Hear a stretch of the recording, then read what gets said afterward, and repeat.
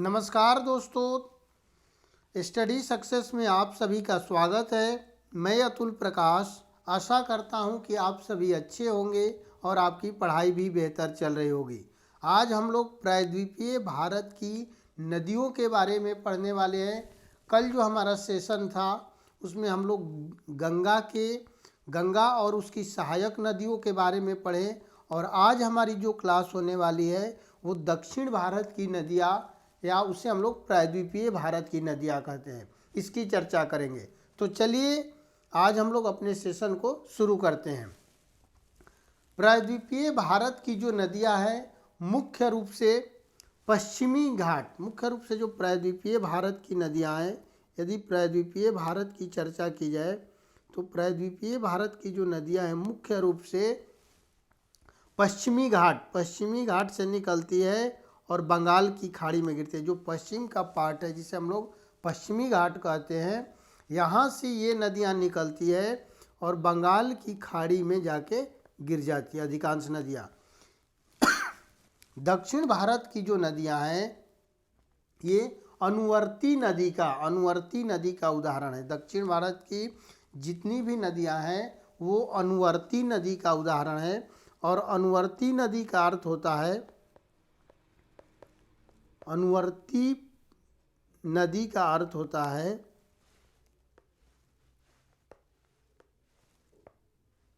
अनुवर्ती नदी का अर्थ होता है कि वैसी नदी जो ढाल के सहारे बहती है। जिस क्षेत्र का ढाल जिस तरफ है उसी तरफ वो नदी बहेगी, उसे हम लोग अनुवर्ती नदी कहते हैं। तो चलिए आज के हम लोग पहले प्रश्न को देखते हैं। आज का हमारा पहला प्रश्न है, कथन और कारण दिया गया है और आपको बताना है कूट में कि कौन सा ऑप्शन सही होगा। पहला प्रश्न है, कथन एक, पश्चिमी घाट की जो नदियां हैं डेल्टा का निर्माण करती है। पश्चिमी घाट की जो नदियां डेल्टा का निर्माण करती है, डेल्टा का निर्माण नहीं करती है। सॉरी, यहाँ लिखा है कि पश्चिमी घाट की जो नदियां हैं डेल्टा का निर्माण नहीं करती है। और दूसरा है कारणन कि वे छोटे मार्ग से तीव्र गति से कठोर चट्टानों के ऊपर से प्रवाहित होती है। अगला कारण बोल रहा है कि ये नदियाँ पश्चिमी घाट की जो नदियाँ हैं, जो वेस्टर्न घाट की रिवर है, वो डेल्टा का निर्माण नहीं करती है। इसका कारण क्या है, क्यों नहीं डेल्टा का निर्माण करती है? क्योंकि वे छोटे मार्ग से तीव्र गति से कठोर चट्टानों के ऊपर से प्रवाहित होती है।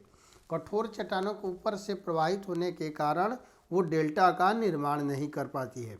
ये आपका दोनों ऑप्शन सही है। ऑप्शन ए भी, ये तो बिल्कुल ही सही है कि पश्चिमी घाट की जो नदियाँ हैं डेल्टा का निर्माण नहीं करती है। और कारण भी, कथन का जो कारण है वो भी उसका बिल्कुल सही व्याख्या कर रहा है।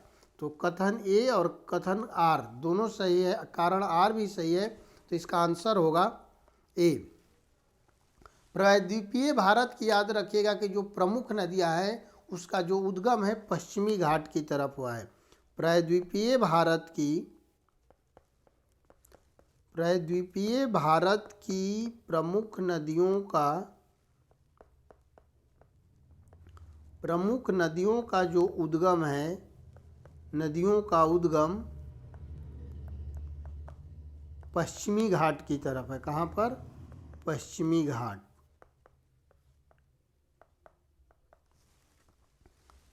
ये नदियाँ पश्चिम से पूर्व दिशा की ओर प्रवाहित होती है और बंगाल की खाड़ी में जा कर के ये गिरती है। पश्चिमी घाट से निकलकर पश्चिम की ओर प्रवाहित होती है और कठोर चट्टानों के से होकर प्रवाहित होती है। और ये छोटे मार्ग का, हमेशा याद रखिएगा कि जो प्रायद्वीपीय नदियाँ है ये छोटे मार्ग का अनुसरण करती है, जिस कारण से छोटे मार्ग के अनुसरण करने के कारण ही ये डेल्टा का निर्माण नहीं कर पाती है। छोटे मार्ग का अनुसरण करती है जिस कारण से ये डेल्टा का निर्माण नहीं कर पाती।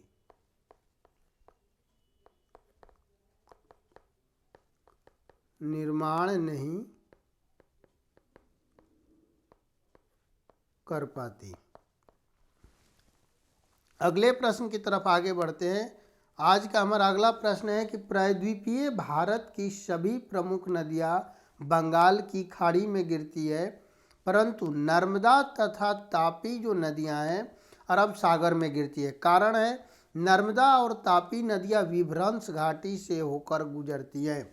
कि बोल रहा है कि नर्मदा और तापी जो नदियां हैं विभ्रंश घाटी से होकर बहती है। तो कथन बिल्कुल ही सही है। प्रायद्वीपीय भारत की लगभग सभी नदियां बंगाल की खाड़ी में, प्रमुख रूप से अधिकांश नदियां बंगाल की खाड़ी में गिरती है, परंतु नर्मदा एवं ताप्ती या जिसे तापी बोलते हैं, तापी नदियां अरेबियन सी में, अरब सागर में गिरती है। ये कथन आपका बिल्कुल सही है। और कारण बोल रहा है कि नर्मदा और जो तापी नदियां विभ्रंश घाटी से होकर गुजरती है। बिल्कुल इसका कारण भी सही है कि नर्मदा और तापी नदियां विभ्रंश घाटी से होकर के गुजरती है। तो इसका करेक्ट आंसर हो जाएगा ए तथा आर दोनों सही है तथा आर ए की सही व्याख्या करता है।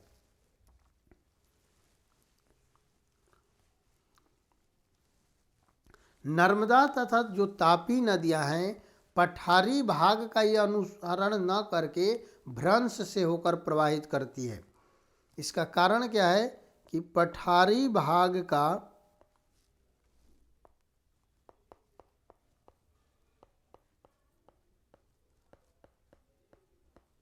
अनुसरण न करके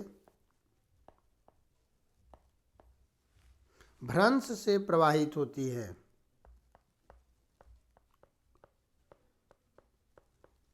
भ्रंश से प्रवाहित होती है।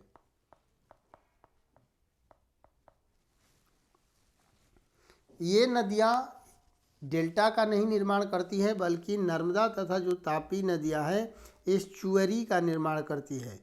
एस्चुअरी का निर्माण करती है अगला प्रश्न है कि नर्मदा नदी पश्चिम की ओर बहती है, जबकि अधिकांश अन्य प्रायद्वीपीय बड़ी नदियां पूर्व की बहती है। इसका कारण क्या है? बोल रहा है कि नर्मदा नदी पश्चिम घाट की तरफ, पश्चिम दिशा की तरफ बहती है, जबकि अधिकांश अन्य प्रायद्वीपीय बड़ी नदियां पूर्व की ओर बहती है। इसका कारण क्या है? ऑप्शन बोल रहा है यह एक रेखीय विभ्रंश घाटी में विस्तृत है। बोल रहा है कि यह नदी जो है एक रेखीय विभ्रंश घाटी में विस्तृत है। दूसरा है यह विंध्य और सतपुड़ा के बीच बहती है। तीसरा ऑप्शन है भूमि का ढलान मध्य भारत से पश्चिम की ओर है। इसका भूमि के ढलान मध्य भारत से पश्चिम की ओर है। ये तीसरा जो ऑप्शन है बिल्कुल ही गलत है। यहाँ पे यह विंध्य और सतपुड़ा के मध्य बहती है, ये सही है। यहाँ पर आपका ऑप्शन गलत लिखा गया है, 1 और 2 होना चाहिए। यहाँ पर 1 और 2। यह एक रेखीय विभ्रंश घाटी में विस्तृत है और विंध्य और सतपुड़ा के मध्य बहती। ये दोनों आपका जो ऑप्शन है बिल्कुल सही है। तो इसका करेक्ट आंसर क्या होगा? 3 नंबर 1 और 2। अगले प्रश्न की तरफ आगे बढ़ते हैं कि नर्मदा घाटी किन पर्वत श्रृंखलाओं के बीच स्थित है। बोला है कि नर्मदा घाटी जो है किन पर्वत श्रृंखलाओं के बीच स्थित है? भांडेर और मैकाल, सतपुड़ा और अरावली, सतपुड़ा और विंध्याचल, और अगला ऑप्शन है विंध्याचल और अरावली। इसका सही ऑप्शन होगा सी, सतपुड़ा और विंध्याचल। सतपुड़ा और विंध्याचल के मध्य नर्मदा घाटी जो है पर्वत ये 2 पर्वत श्रृंखलाओं के मध्य है। नर्मदा जो वैली है सतपुड़ा और विंध्याचल के मध्य अवस्थित है। अगला है कि इन पश्चिम वाहिनी नदियों में से कौन 2 पर्वत श्रेणियों के बीच बहती है। बोला है कि ये पश्चिम की तरफ बहने वाली नदियों में से कौन 2 जो है पर्वत श्रेणियों के बीच बहती है? शरावती। 2 पर्वत कहने का प्रश्न ये अर्थ है कि 2 पर्वत श्रेणियों के मध्य से होकर कौन सी नदी बहती है? शरावती, नर्मदा, माही और साबरमती। जो ये नर्मदा है इसका सही आंसर होगा बी। नर्मदा जो नदी है ये नर्मदा नदी जो है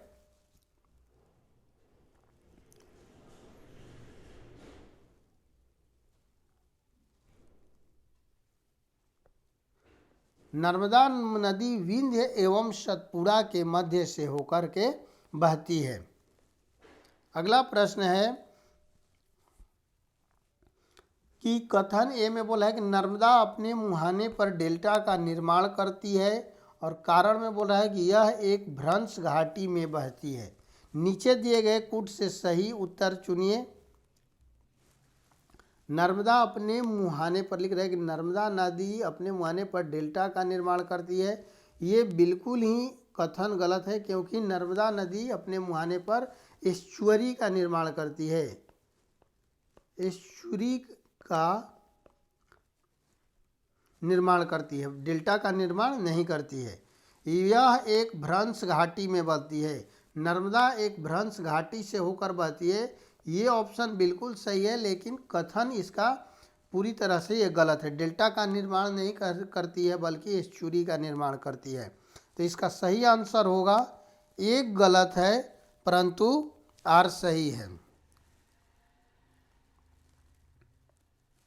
नर्मदा नदी जो भ्रंश घाटी से बहती है, नर्मदा नदी भ्रंश घाटी से बहती है,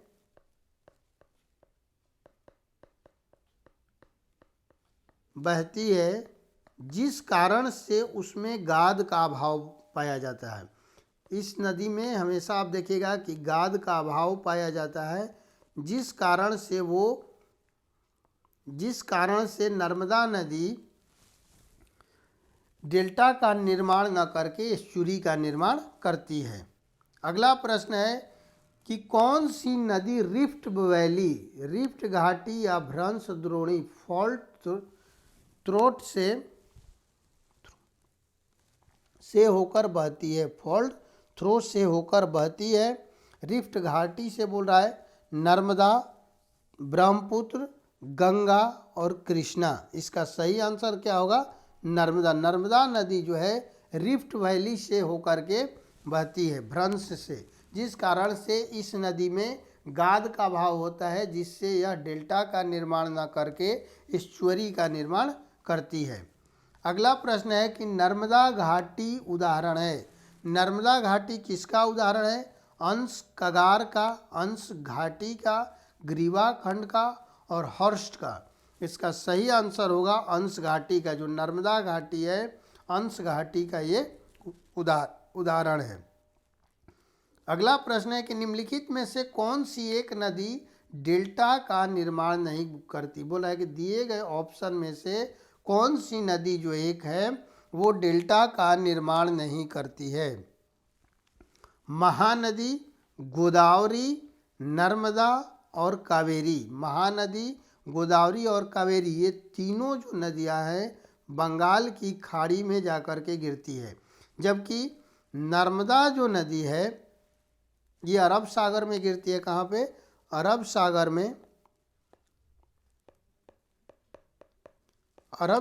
में ये गिरती है, और ये डेल्टा का निर्माण नहीं करती। अरब सागर में गिरती है और ये भ्रंश घाटी से प्रवाहित होने के कारण, भ्रंश घाटी से प्रवाहित होने के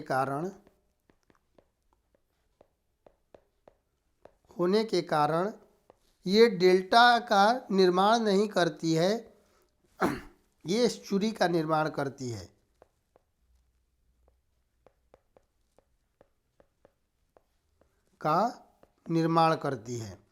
ये एस्चुअरी का निर्माण इसलिए करती है क्योंकि इसमें गाद का अभाव पाया जाता है। इस नदी में गाद का अभाव पाया जाता है।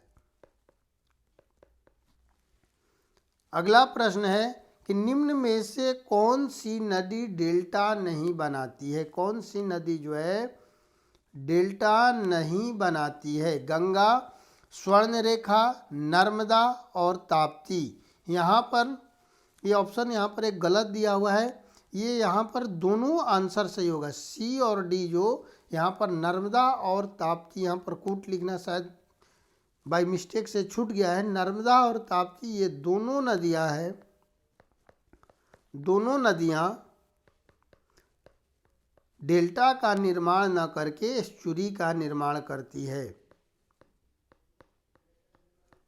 एस्चुरी का निर्माण करती है, निर्माण करती है। अगले प्रश्न की तरफ आगे बढ़ते हैं। ये तीनों नदियाँ गंगा, स्वर्ण रेखा, ये जो दो नदियाँ हैं ये बंगाल की खाड़ी में गिरती है। अगला प्रश्न है कि अधोलिखित में से कौन सी नदी विभ्रंश घाटी में प्रवाहित होती है। बोल रहा है कि दिए गए ऑप्शंस में से कौन सी जो नदी है विभ्रंश घाटी में प्रवाहित होती है। कावेरी, यमुना, सोन और ताप्ती। ताप्ती इसका सही आंसर होगा। ताप्ती नदी विभ्रंश घाटी में प्रवाहित होती है। और ताप्ती नदी कहाँ से निकलती है? मध्य प्रदेश के बैतूल जिले से। मध्य प्रदेश के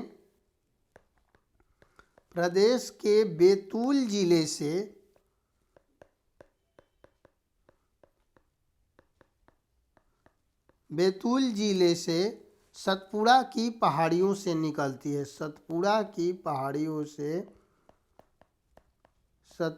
की पहाड़ियों से निकलती है।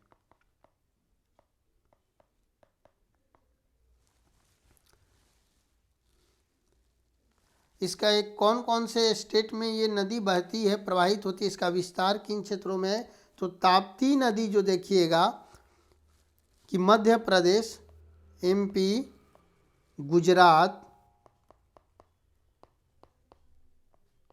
और महाराष्ट्र, ये 3 राज्यों में ये प्रवाहित होती है और जाके अरब सागर में गिरती है। अरब सागर में गिरती है। अगले प्रश्न की तरफ आगे बढ़ते हैं कि निम्नलिखित में से कौन सी घाटी अंश घाटी से होकर प्रवाहित होती है। बोला है कि निम्नलिखित में से कौन सी जो घाटी है अंश घाटी से होकर प्रवाहित होती है। ताप्ती, कृष्णा, महानदी और गोदावरी। इसका सही आंसर होगा 12 का ए नंबर। ताप्ती नदी जो है अंश घाटी से होकर प्रवाहित होती है। अगले प्रश्न की तरफ आगे बढ़ते हैं कि निम्नलिखित में से कौन सी नदी अंश घाटी से होकर प्रवाहित होती है। शायद क्वेश्चन रिपीट हो गया है। निम्नलिखित में से कौन सी नदी अंश घाटी से होकर प्रवाहित करती है, तो इसका ऑप्शन होगा ताप्ती। ताप्ती नदी जो है अंश घाटी से होकर प्रवाहित होती है। अगले प्रश्न की तरफ आगे बढ़ते हैं। निम्नलिखित में से कौन सा जो जनपद है नर्मदा बेसिन का भाग है। बोला है कि निम्नलिखित में से कौन सा जो जनपद है नर्मदा बेसिन का भाग है। राजनांदगांव, रायपुर, बस्तर और कोरबा। इसका सही आंसर होगा ए राजनांदगांव। छत्तीसगढ़ का राजनांदगांव जो जिला है, छत्तीसगढ़ का राजनांदगांव जिला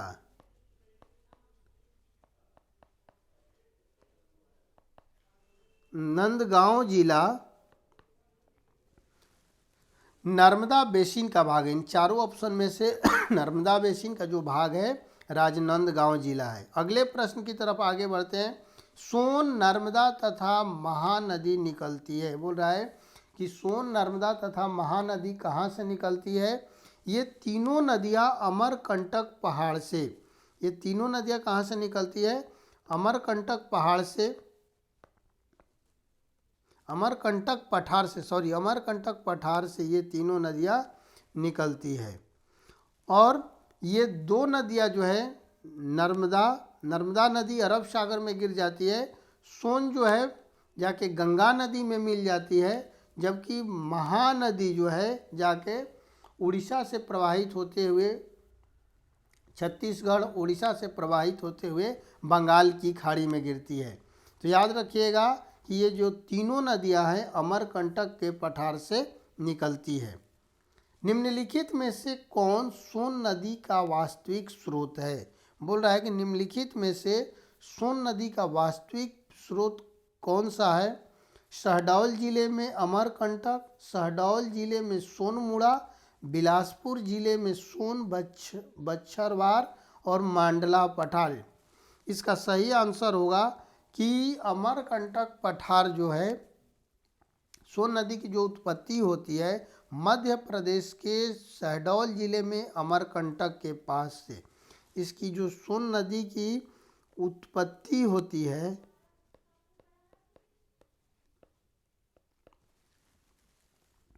मध्य प्रदेश के शहडोल जिले में। कहाँ से? मध्य प्रदेश के शहडोल जिले में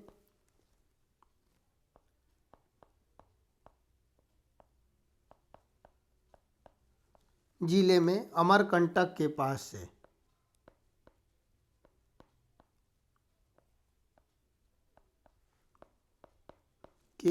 से ये नदी निकलती है। अगला प्रश्न है कि अमरकंटक से कौन सी नदी का उद्गम होता है? दामोदर, महानदी, नर्मदा और ताप्ती। इसका सही आंसर होगा नर्मदा नदी। नर्मदा सोन और जो सोन नदी है वो अमरकंटक के पठार से निकलती है। नर्मदा और सोन नदी जो है अमरकंटक के पठार से निकलती है। अगले प्रश्न की तरफ आगे बढ़ते हैं। नर्मदा नदी का उद्गम कहाँ से होता है? नर्मदा नदी का उद्गम अमरकंटक से होता है। इसका ऑप्शन है भेड़ाघाट, शहडोल, होशंगाबाद और अमरकंटक। इसका सही आंसर क्या होगा? अमरकंटक से निकलती है। अगले प्रश्न की तरफ आगे बढ़ते हैं। पश्चिम की ओर प्रवाहित होने वाली नदियां हैं। बोल रहा है कि पश्चिम की ओर प्रवाहित होने वाली कौन सी नदी है? नर्मदा, ताप्ती, राप्ती। राप्ती जो है घाघरा की सहायक नदी है। इससे आपको अनुमान लग सकता है जो राप्ती नदी है घाघरा की सहायक नदी है।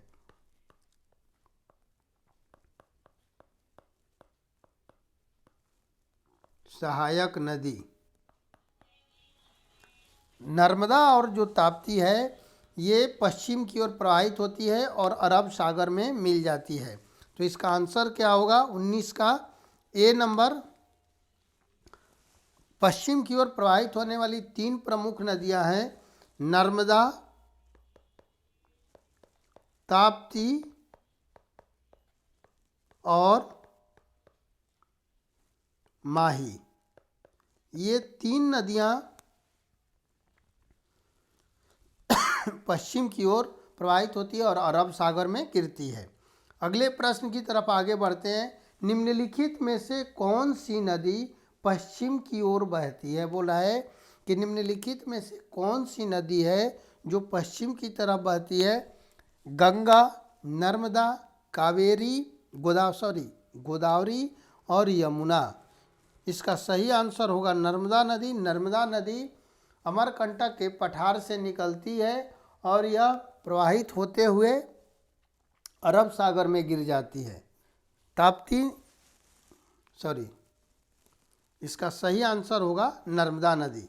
अगले प्रश्न की तरफ आगे बढ़ते हैं कि भारत की निम्नलिखित नदियों में कौन पश्चिमी घाट से नहीं निकलती? बोला है कि इन चारों नदियों में से कौन सी जो नदी है पश्चिमी घाट से नहीं निकलती है? गोदावरी, ताप्ती, कावेरी, कबाम। इसका सही आंसर होगा बी, ताप्ती नदी। ताप्ती नदी मध्य प्रदेश के मुल्तई नगर या मुल्तई पठार से निकलती है। मध्य प्रदेश के मुल्तई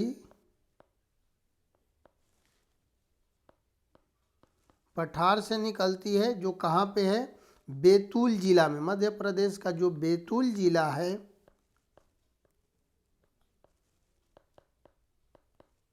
वहीं से ताप्ती नदी निकलती है और अरब सागर में गिर जाती है।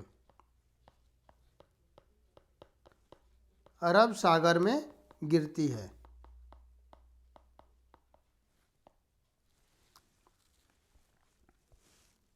निम्न में अरब सागर में गिरने वाली नदी कौन से बोला है कि निम्न में अरब सागर में गिरने वाली नदी कौन है? गोदावरी, ताप्ती, कृष्णा और महानदी। इसका सही आंसर क्या होगा?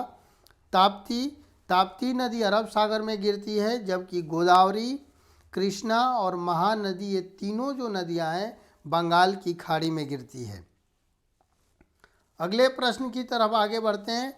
निम्नलिखित में से कौन सी नदी 3 बार 2 धाराओं में विभक्त हो जाती है और कुछ मील आगे चलकर पुनः मिल जाती है?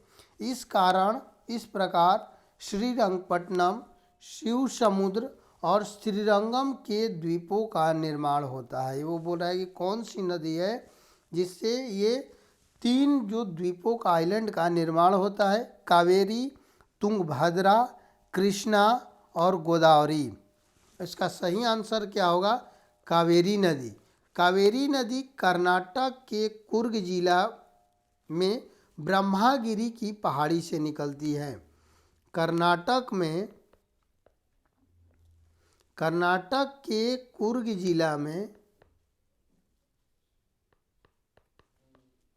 जिले में ब्रह्मागिरी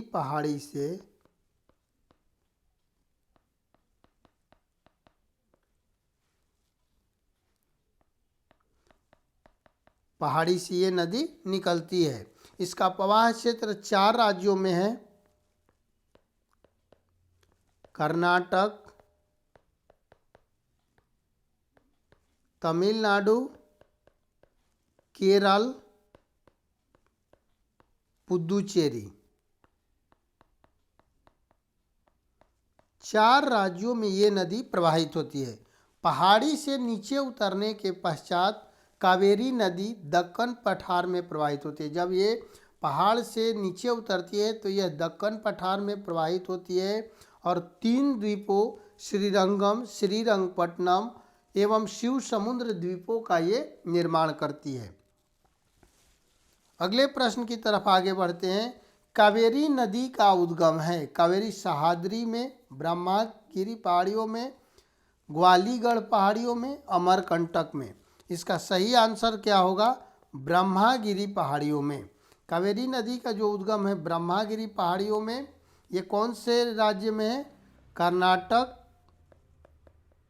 कुर्ग जिला। कर्नाटक के कुर्ग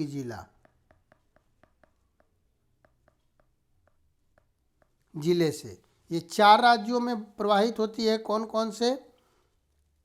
कर्नाटक, तमिलनाडु, केरल और पुदुचेरी।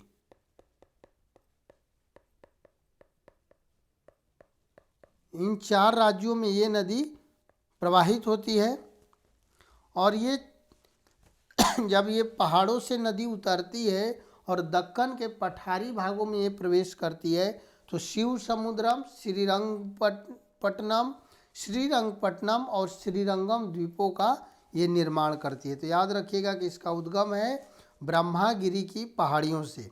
अगले प्रश्न की तरफ आगे बढ़ते हैं। कावेरी नदी कौन से राज्यों से होकर के गुजरती है? ये आज का हमारा अंतिम प्रश्न है। आप सब इसको देख लीजिए। पहला ऑप्शन है गुजरात, मध्य प्रदेश, तमिलनाडु, कर्नाटक, केरल, तमिलनाडु, कर्नाटक, केरल, आंध्र प्रदेश, मध्य प्रदेश, महाराष्ट्र और तमिलनाडु। इसका सही आंसर होगा कर्नाटक, केरल, तमिलनाडु और एक और कौन सा राज्य होगा? पुडुचेरी। इन 4 राज्यों से होकर के कावेरी नदी गुजरती है।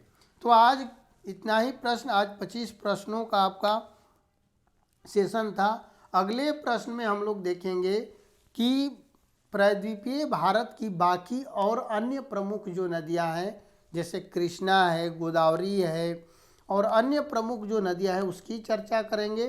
तो आज के सेशन में इतना ही। नमस्कार।